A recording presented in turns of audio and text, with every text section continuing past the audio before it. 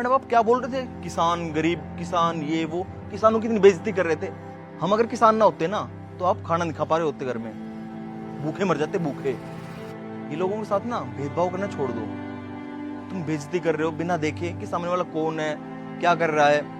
अरे तुम्हारे साथ कुछ गलत थोड़ी किया भाई, अपना ट्रैक्टर पार्क किया है, इसके अलावा क्या किया है? तुम बेइज्जती कर रही हो, मजाक उड़ा रही हो मेरा। मुझे तुम जैसे लोगों के साथ मुंह लगने की आदत है ही नहीं। तुम एक काम करो, तुम यहाँ से चले जाओ। और बात रही तुम्हारे पापा की, उन्हें तो मैं कुछ बताऊंगा ही नहीं, वो बहुत अच्छे इंसान है, लेकिन तुम्हें परवरिश देना भूल गए। अगर उन्हें ये पता चलेगा ना कि उनकी बेटी ये हरकत कर रही है तो उनकी शर्म के मारे गर्दन झुक जाएगी।